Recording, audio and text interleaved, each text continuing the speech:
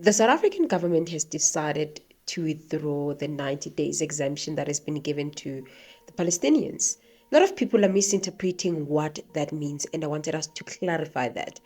On the other hand, the internal leadership conflicts of the ANC are starting to get to me.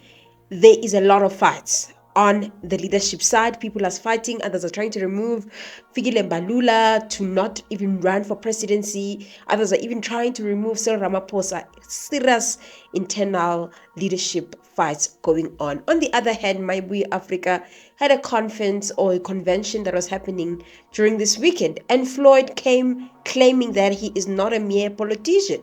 Instead, he is more of an activist instead of a politician. Let us talk about those things that are going on. So there was a letter that was published by Leon Schreiber, the Minister of Home Affairs, saying that they are counseling that or withdrawing that 90 days exemption that was given to Palestinians. So to those who don't know the background, so Palestinians have been landing in South Africa. So also far, it was 2 flights that have landed in South Africa. And these refugees come in South Africa without proper documentation, and it seems like most of them, they just came here, and others are even saying that it was not their intention. They just landed in South Africa. South Africans did not welcome this. They criticized it so much so that they accused the government of supporting Palestinians and involving citizens in their Palestinian fight or their Palestinian solidarity.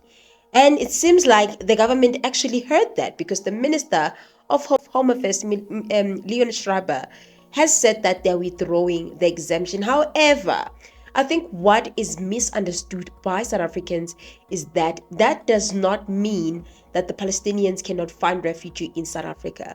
From this letter that was published by the Minister of Home Affairs, they can still apply for refugee.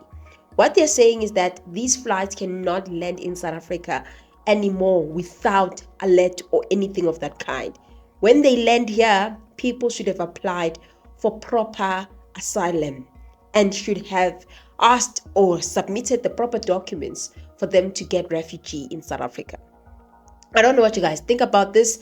I think that it's a very interesting development, especially when you think about even what has been going on recently, even with the Xhosa king, King Dalindyebo. It's not literally a Xhosa king in a way that he's a king for all Xhosas, but I think he's a king maybe in a small village.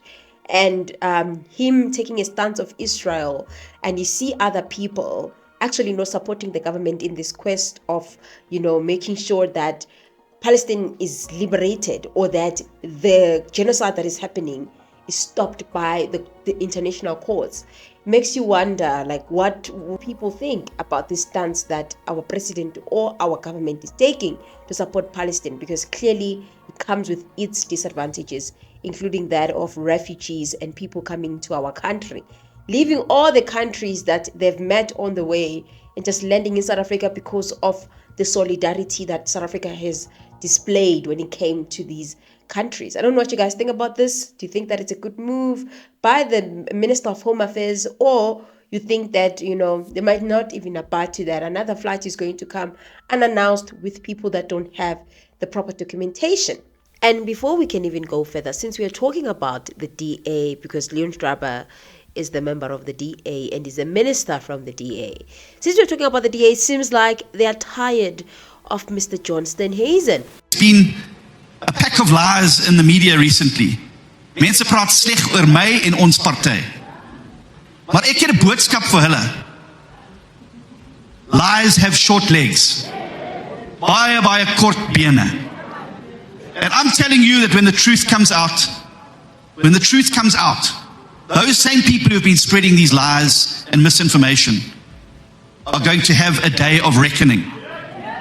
Because we cannot, as a party, be focusing inward when the country needs us so badly.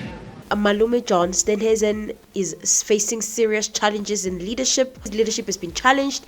Whenever we talk about money, whenever we talk about covenants, whenever we talk about all of that, people tend to fight, because leadership can make people to fight, especially after there's allegations that Mugai was using the party card to order Uber Eats.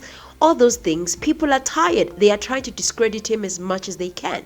And it's the people in his party that want to remove him. They are tired of him. You see, guys, what money can do to people.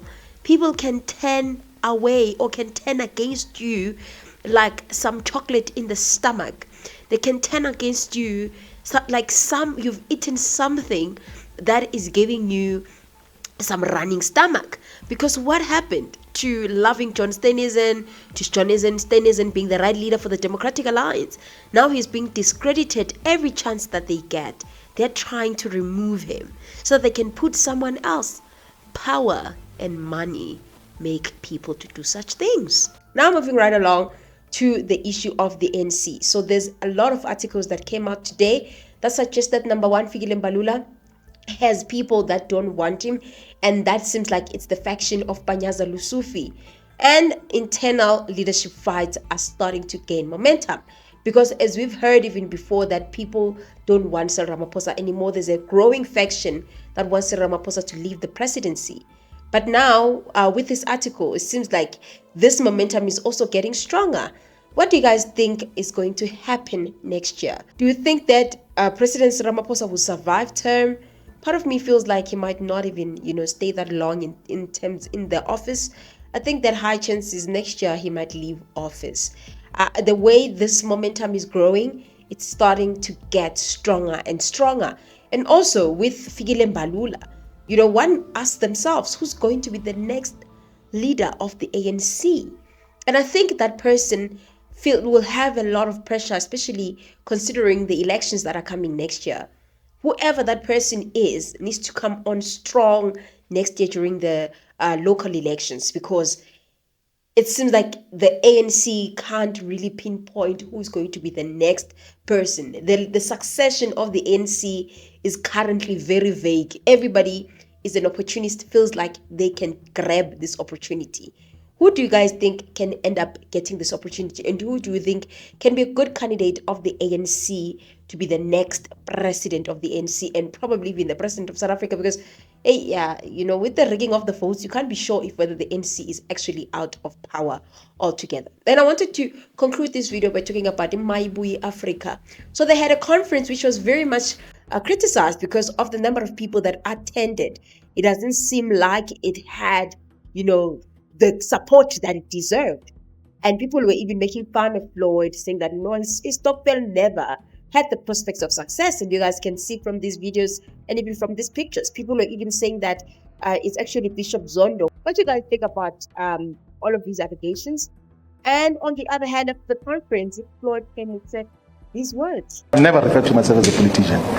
I'm always an activist. I stand for views and perspectives. I push the agenda. That is why I don't get contained in terms of when I realize that I'm surrounded by politicians who are about self-enrichment, I disassociate myself from that. And people of South Africa don't trust politics. It is scientifically proven by the very fact that only 16 million out of 42 million adults who are eligible to vote participated in elections. That is why we introduced this movement, integrate and give platform to traditional leaders, royal leaders, to religious leaders to say, be the voice as to what is to be done moving forward. We give an example, the recent past, that in the National Day of Prayer, the people that were there, the churches that were there, possibly represent more than 80% of the people of South Africa. And they were complaining about water, complaining about service delivery, complaining about all of this. But there's no one to listen to them.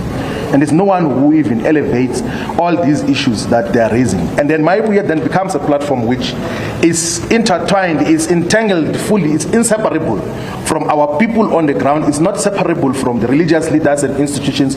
It's not separable from traditional leadership. So that from time to time they they gain full access to what should happen in government, because in almost all instances when the people on the ground face difficulties, their first point of call is the traditional leadership, is their pastors, and they are powerless currently in the current framework. So MAYIBUYE is the necessary replacement to give proper politics and representation to the people of South Africa, and that is what we're going to be.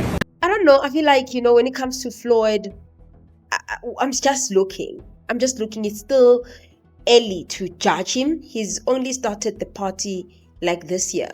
Let us see how it goes. Even with next year, he's going to contest. I'm just open to see how he's going to handle this whole thing.